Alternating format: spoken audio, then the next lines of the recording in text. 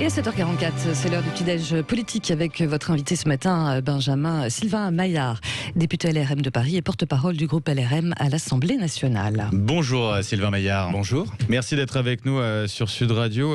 Après hier soir, cette machine arrière, ce retour en arrière pour Olivier Véran sur ce projet de loi sur les urgences sanitaires qui avait été présenté lundi par Jean Castex en Conseil des ministres. Un texte qui avait été vivement critiqué. L'opposition voyait dedans une obligation déguisée de se faire vacciner pour retrouver une vie normale. Est-ce que vous pouvez nous garantir ce matin que ce n'est pas le cas ?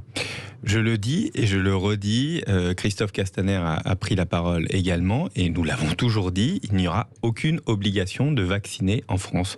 On va, pour nous, notre part, tous se vacciner quand ce sera notre tour, mais en aucun cas on va forcer les Français à se vacciner. Nous savons en France qu'il y a un rapport difficile avec la vaccination, plus compliqué que dans d'autres pays.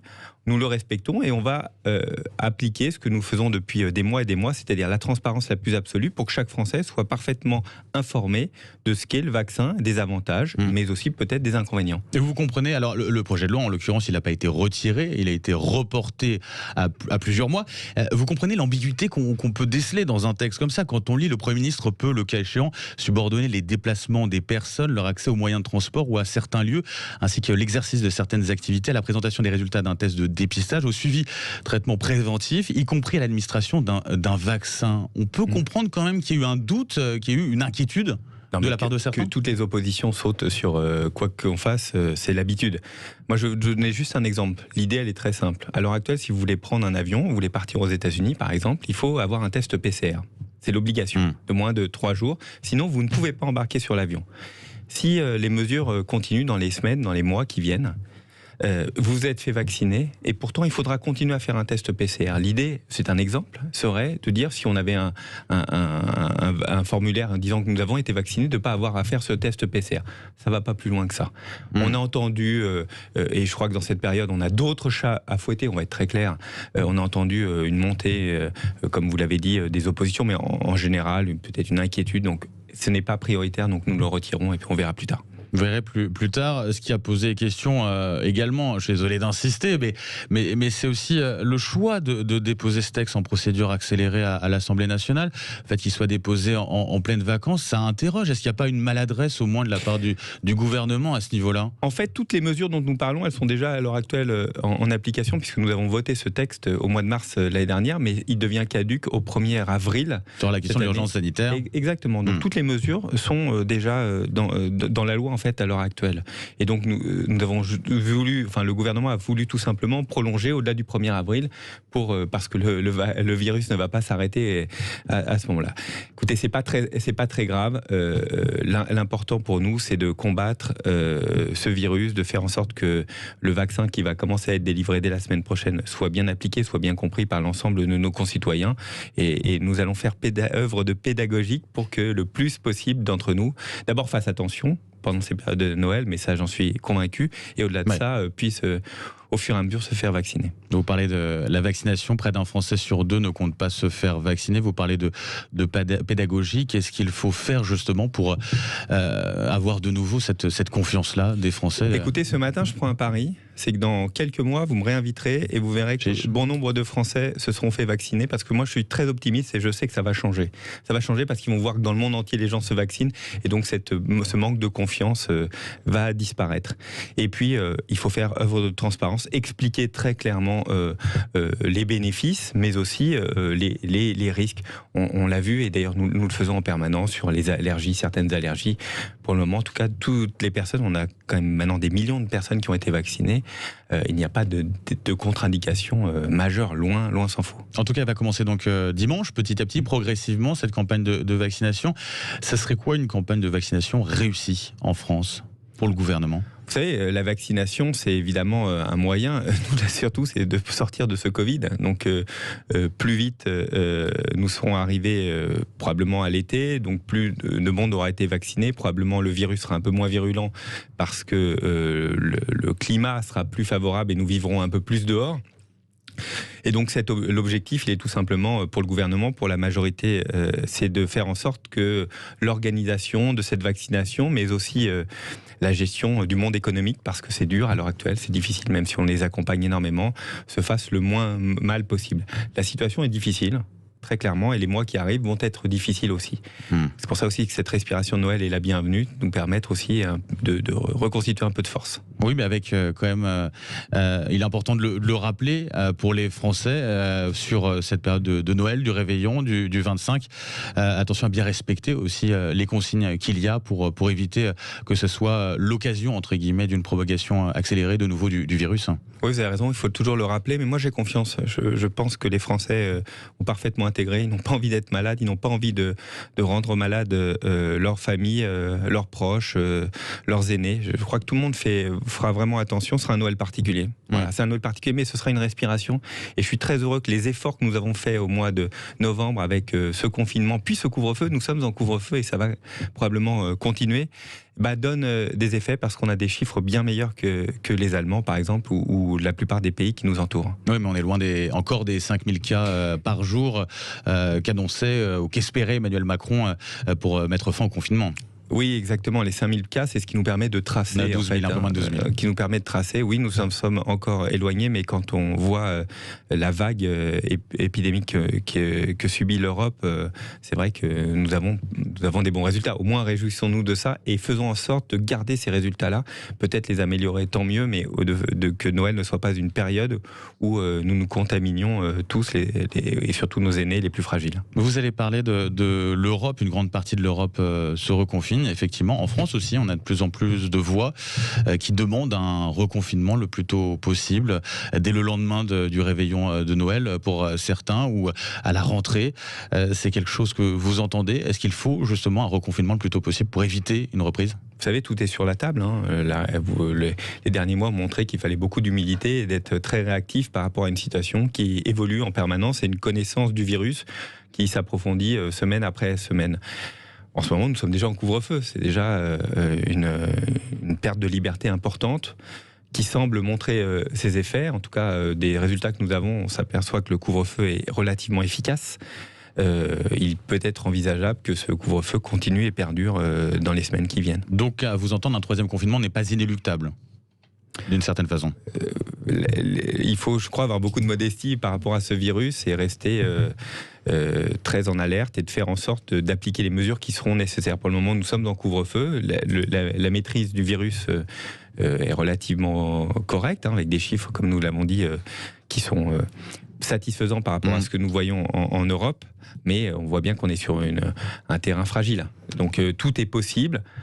Je l'espère et je crois que chacun d'entre nous doit faire les efforts pour faire en sorte que ce soit pas qu'on reste dans le couvre-feu et pas retourner au confinement. Sur la question du couvre-feu, pour avoir un peu de visibilité, parce que c'est important aussi pour les Français, on peut l'envisager pour combien de temps encore ? Combien de temps il va falloir vivre avec ce couvre-feu actuel ? Je n'en sais rien. Ce sera la courbe des chiffres des contaminations qui nous dira. Si ça durera quelques semaines, quelques mois, honnêtement, on n'en sait rien. Et on veut garder cette flexibilité de faire en sorte que nous ayons tous les outils, et dont on parlait tout à l'heure du projet de loi, qui était un outil d'ailleurs, qui nous permet d'être réactifs par rapport à la gestion de cette épidémie. Mais chacun doit faire les efforts, il les fait. Honnêtement, chacun respecte, même si c'est pas parfait. Moi, qui suis député parisien, je vois bien qu'à partir de 20h, il y a une vraie baisse de la circulation dans les rues de Paris, et puis à 21h, il n'y a plus personne. Et donc, on voit que c'est quand même relativement bien respecté. L'essentiel, c'est que nous ayons moins de relations sociales les uns avec les autres. Et donc, si le couvre-feu nous y aide pour maîtriser cette épidémie, il faudra continuer. Pour les restaurateurs qui nous écoutent, pour les Français aussi, par rapport à ce couvre-feu, par rapport à la fermeture des restaurants par exemple, ça veut dire que la date du 20 janvier, elle ne tient plus finalement ?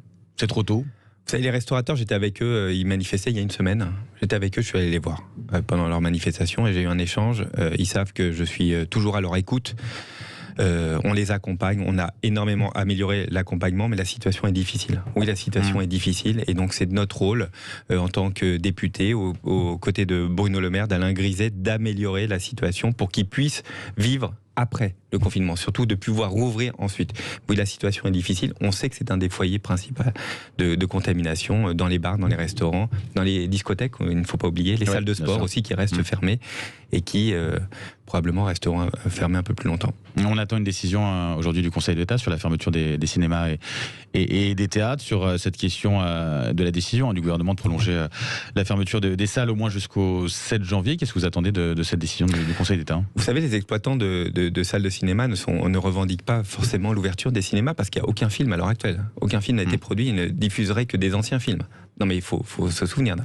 Donc eux, pour ouvrir une salle qui serait remplie à un quart, c'est absolument pas rentable. Donc ce qu'ils veulent, c'est qu'on continue à les aider. Pour les théâtres, la situation est un peu plus éclectique, avec des choix très différents. Lancer une production théâtrale, ça se fait pas sur une ouverture comme un restaurant. On peut faire du on-off en 2-3 jours, tout est reparti. C'est plus compliqué pour des théâtres. Ce qu'ils veulent, c'est de la visibilité. La difficulté à l'heure actuelle, c'est de leur donner de la visibilité. Parce que, en fait, on n'a pas de visibilité sur ce que va être le virus. Ce qu'il faut, c'est les accompagner financièrement pour qu'ils puissent rouvrir le plus vite possible. Sylvain Maillard, un mot sur une bonne nouvelle, c'est de l'apprentissage, effectivement, qui malgré la crise, en tout cas ne connaît pas la crise, puisque ça continue à augmenter. Ça, c'est une bonne nouvelle, une bonne chose. En plus, avec cette année qui arrive, où on attend particulièrement une hausse du chômage. Merci beaucoup d'en parler, parce qu'on n'en parle pas assez. Il y a des choses qui se passent bien, et se dire qu'en 2020, ce serait le record du nombre d'apprentis en France. Si on nous avait dit ça il y a 6 mois, on l'aurait signé dès demain. Oui, il y a 420 000 apprentis à l'heure actuelle, on n'a jamais eu autant, et ça continue. C'est-à-dire que la réforme que nous avons portée il y a 2 ans paie et va continuer à payer. Il nous faut absolument avoir plus d'apprentis en France. C'est aussi ça qui va nous permettre le rebond de l'économie. C'est une très bonne nouvelle. Dans ce moment difficile, avec tout ce dont on a parlé et ce qui arrivera dans les mois qui viennent, ça veut dire que les jeunes se forment, c'est-à-dire que les jeunes seront prêts au moment où le rebond économique va repartir, je l'espère courant 2021, ils seront là, ils seront dans nos entreprises et ils auront non seulement un emploi, mais ils seront directement intégrés et pourront se construire un avenir, et tant mieux, tant mieux. Mais avec un engagement très fort de l'État, avec des aides exceptionnelles, à voir si ça peut perdurer ou pas. Nous sommes là, ça ne coûte quasiment plus rien maintenant pour une entreprise d'avoir un apprenti, mais tant mieux. Je crois que c'est un investissement, il fallait le faire, nous le faisons, et c'est une bonne nouvelle. Sylvain Maillard, le mot de la fin avec Laurence Garcia. Oui, Sylvain Maillard, vous êtes aussi président du groupe d'études sur l'antisémitisme. Alors on le sait, une enquête a été ouverte par le parquet de Paris suite à la déferlante de tweets antisémites à l'encontre de la nouvelle Miss France. Selon vous, est-ce que les plateformes des réseaux ont une part de responsabilité ? Est-ce qu'il faudrait aussi lever l'anonymat sur les réseaux, même si ça ne règle pas tout ? À titre personnel, je suis pour la levée de l'anonymat, et je milite pour cela depuis longtemps. Sur le travail des plateformes, oui, ça doit largement s'améliorer. Nous avions une loi Avia qui a été censurée pour son article 1, qui va revenir à travers le projet de loi sur la réaffirmation des principes républicains dans quelques semaines. Il est important que ce que vous dites, votre parole dans la rue, qui peut être sanctionné, doit être sanctionné pareil sur les réseaux sociaux. Vous savez, les réseaux sociaux sont devenus des facteurs extraordinaires d'ouverture du monde. C'est extraordinaire, et en même temps, ce sont des poubelles. Donc il faut faire en sorte que les régulateurs, c'est-à-dire aussi Twitter, Facebook, prennent en charge que la parole soit civilisée. Ils ne font pas suffisamment. Ils en font plus. Vous avez des démarches avec eux à ce niveau-là, d'ailleurs ? Bien sûr, c'est compliqué. Je sais que c'est compliqué de l'organiser. Parfois, une volonté très forte. Et puis, il y a une différence entre le droit français, le droit européen et le droit américain, où la liberté d'expression aux États-Unis est totalement libre et ne peut pas être sujette à caution, alors qu'en France, c'est différent. L'antisémitisme est un délit en France. C'est un délit. Donc, il n'y a pas à dire sur les réseaux sociaux ce qu'on a entendu sur Miss Provence, qui est proprement scandaleux. Et puis, on voit le basculement. Moi, j'ai porté une résolution l'année dernière à l'Assemblée nationale sur l'antisémitisme, la définition de l'antisémitisme, avec cette notion d'antisionisme. On voit bien que, malheureusement, c'est la réalité de la France en 2020. Sylvain Maillard, malgré le Covid, Emmanuel Macron sur tous les fronts, avec cette intervio fleuve dans l'Express, il est déjà en campagne pour 2022. D'un mot, Emmanuel Macron. Moi, je crois que c'est important que le président en parle. Et c'est bien qu'il parle. Malgré le Covid, il garde toutes ses forces. Et tant mieux, c'est rassurant pour tous les Français. Il est vraiment à la manœuvre. C'est une interview qui est intéressante. J'invite tout le monde à aller la lire. Il parle de façon, comme il a l'habitude, relativement cash. Et je trouve qu'on apprend beaucoup de choses. qui me semble sa vision du communautarisme, sa vision de la France, sa vision de son rapport avec les Français. Je trouve que c'est une belle interview. Et ben voilà, on mettra le pied du sapin à l'Express. Merci beaucoup, Merci Sylvain beaucoup. Maillard. Merci à vous et joyeux Noël à tous. La République Merci. en marche, meilleurs vœux aussi à vous de Paris et porte-parole LREM à l'Assemblée nationale.